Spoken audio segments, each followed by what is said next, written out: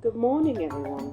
After catching the footy gather round last night, we had an early start, leaving Adelaide in the dark for our 6 a.m. ferry to Kangaroo Island. With Kangaroo Island's limited fuel stops, we made sure to fill up both the car and the jerry can to be safe. Having extra fuel would give us peace of mind for the remote roads ahead.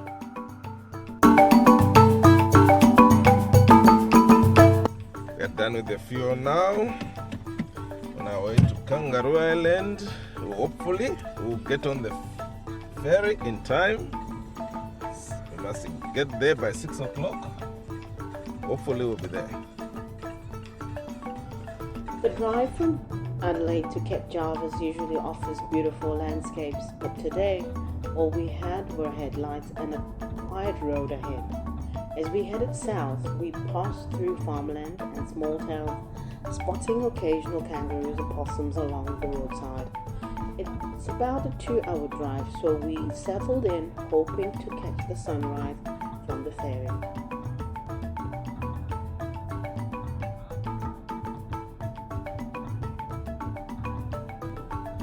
Getting closer to Cape Jarvis, the road started winding through rolling hills and rugged terrain of the Ferry Peninsula. In daylight, we would have seen glimpses of the coastline and lush vineyards, but we were saving the scenic views for the island itself.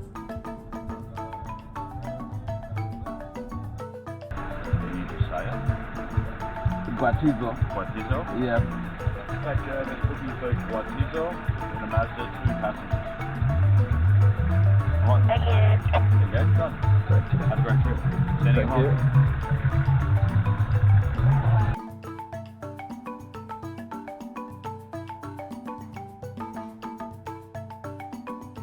We made it to Cape Jarvis just in time, checked in and parked on the ferry, ready for our journey across the Backstairs Passage. Though we'd hoped for a sunrise view, the sky was still dark. Perhaps it was just a sign that we'd have to wait a bit longer for the day to fully begin.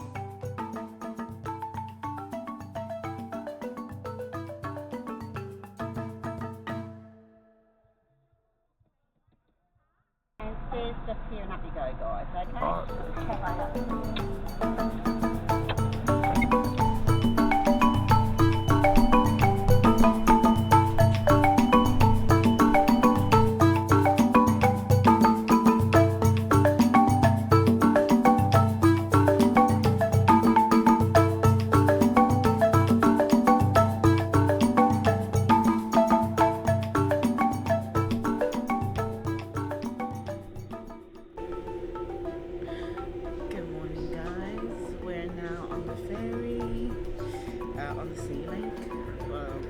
To Kangaroo Island, and we're starting off.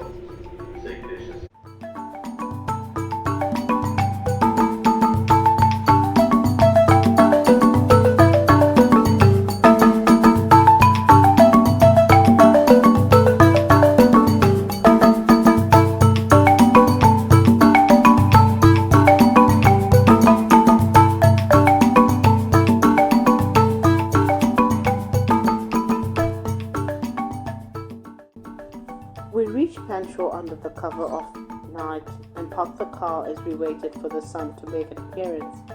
Finally, as dawn broke, we were treated to breathtaking views along the coastline. Watching the sun slowly rise here was truly magical. Good morning. As you can see, we've arrived in Kangaroo Island, and as we wanted, sunrise, and as we are enjoying this cool, lovely, breezy weather, let's see what the day holds. Watch this space for more.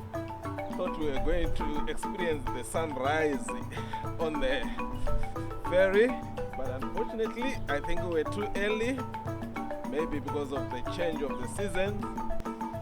We're about to go and go through the gate. Penguin and wildlife viewing area, but it says be cautious of snakes, so we'll see. Exploring Penneshaw at sunrise is something special. The golden light brings the coast alive, wrapping the rocks in warm hues of red and orange. Tidal pools nestled along the rocks mirror the sunrise, and the calm water of the Backstairs Passage creates stunning reflections. We even spotted some seabirds and kangaroos nearby, enjoying the morning as much as we were.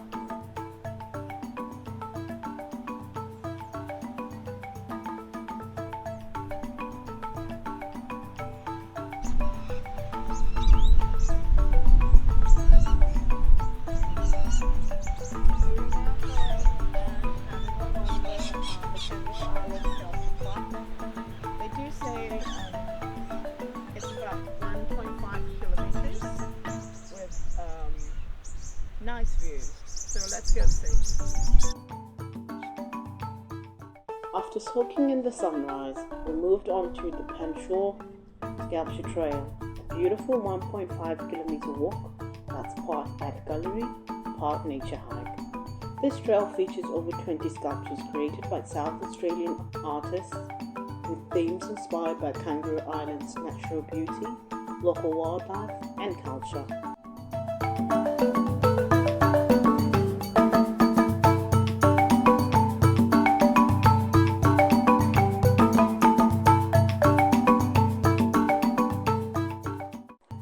Each sculpture tells a story and adds character to the landscape. Some are abstract, others reflect nature, and all of them make you appreciate the creativity and passion of the island's community. This is a donkey orchard. What? Donkey orchard. Donkey orchard. Donkey orchard. Hey, if you're enjoying this adventure with us, don't forget to hit the subscribe button and ring the bell. That way, you'll never miss out on the next destination, event, or epic festival experience. Join us on this journey.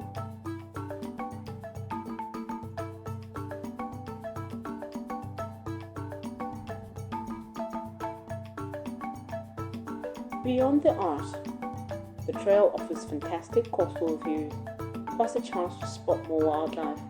Kangaroo Island landscapes are incredible, especially in the morning light.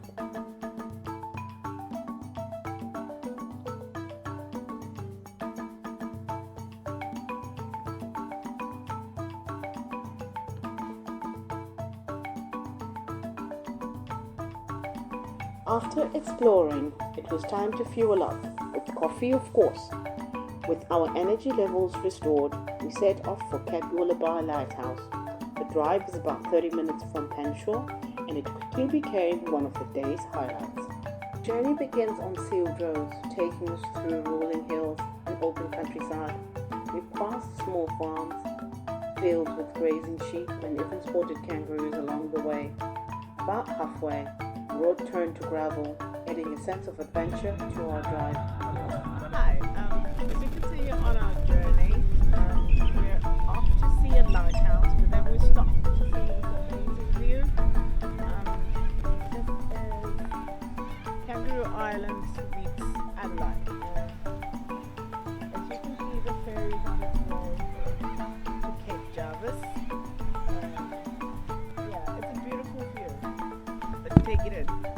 The landscape here became wilder and more rugged. We were surrounded by bushlands with stretches of native trees like the sugar gums and she oaks lining the road. Easy to see why this route is known for its untouched beauty. Finally, Cape Willoughby's lighthouse came into view, a striking white tower standing tall against coastal cliffs. Built in 1852, it's South Australia's oldest lighthouse, guiding ships safely through the Backstairs Passage for more than a century.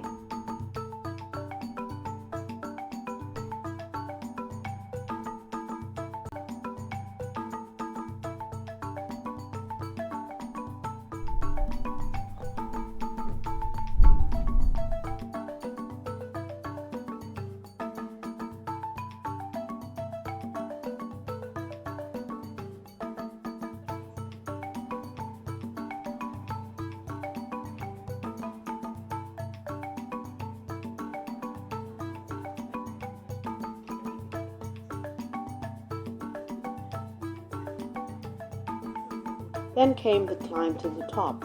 It's quite a trek up the narrow spiral staircase, but the view at the top made it all worth it.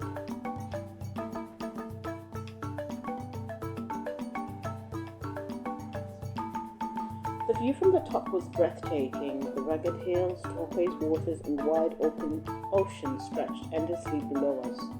We even saw seabirds, and if it had been winter, there would be a chance of spotting whales. Standing up here truly felt like we were on the edge of the world. And it's windy. Our guide walked us through the lighthouse's fascinating history, sharing stories of the keepers who lived in isolation and braved harsh weather to keep the light shining. Inside, we saw original equipment and the old watchman's chairs, giving us a sense of what life was like here in the early days.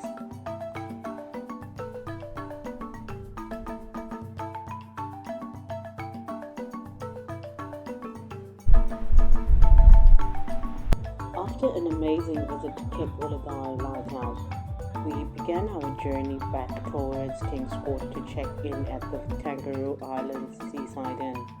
The road from the lighthouse was a mix of gravel and tarred sections, so we settled in for a bit of a bumpy ride as we headed back. Gravel road from the lighthouse wound through rugged terrain, offering scenic views of the coastline, but it also required careful driving. The uneven surface and loose gravel meant taking it slow was the safest approach. Driving these roads made us appreciate the remoteness of Kangaroo Island and added to its adventure. However, as we got closer to Kingscote, we ran into some roadwork. They caused a few minor delays, but not enough to throw us off schedule. The road improvements were ongoing around the island, essential for keeping these routes accessible for locals and visitors.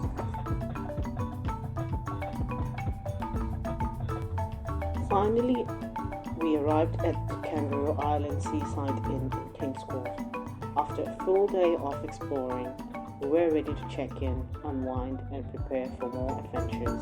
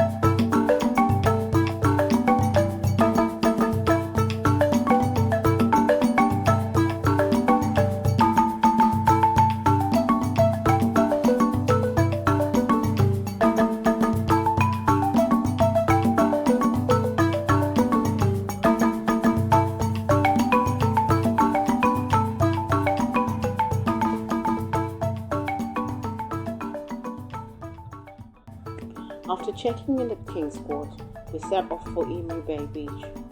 Just a short 15-minute drive from Kingscote, the road took us through farmland, rolling hills, patches of bushland, with the island's unique wildlife occasionally appearing along the roadside.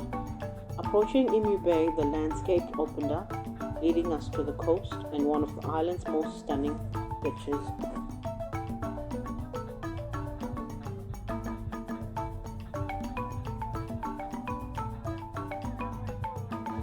Emu Bay greeted us with calm, turquoise waters and stretches of soft white sand. It's one of the few beaches on the island where you can drive right onto the sand, making it easy to find a quiet spot for ourselves. At 4 kilometers long, the beach felt expansive and peaceful.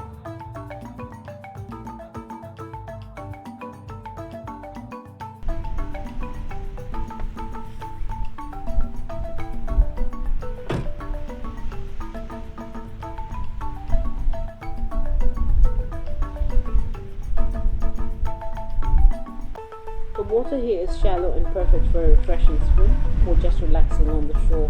What did you Spotted a few seabirds and in the distance walked an unknown to play close to the shore in the early mornings and late afternoons.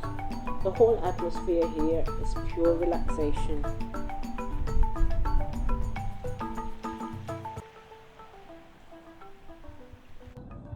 Originally, our itinerary included a stop at the lavender farm, but we realized we'd miss their open hours. No big loss though. The lavender was out of season and the fields were mostly dried. Our last stop of the day was Reeves Point, a place rich in history. Established in 1836, it marks the first official European settlement in South Australia. Here we explored the old mulberry trees, one of the state's oldest cultivated trees, and the Pioneer Cemetery, where some of the earlier settlers are buried. There's also a scenic lookout with panoramic views over Palm Bay, an amazing photo spot, especially at sunset. Another highlight here is the Flagstaff Monument, where a flag once signaled the arrival of new ships. Standing here, it's easy to feel the history that surrounds the spot. With the wind and cold pushing us back, we returned to the inn to freshen up and grab some dinner. After a full day of exploring, we were ready for a good night's rest, with the Raptor Domain, Sail Bay, and Little Sahara waiting for us tomorrow. That's it for today, everyone. Thanks for joining us on our first day exploring Kangaroo Island. Tomorrow, we'll be up close with wildlife and diving into more island adventures. See you then. Thank you for sticking with us till the end. If you haven't yet, please subscribe to Discovery Track and become part of our travel community. We're always exploring new places, checking out awesome events, and sharing all the moments with you. So go ahead, click that subscribe button, and you'll see you on the next track.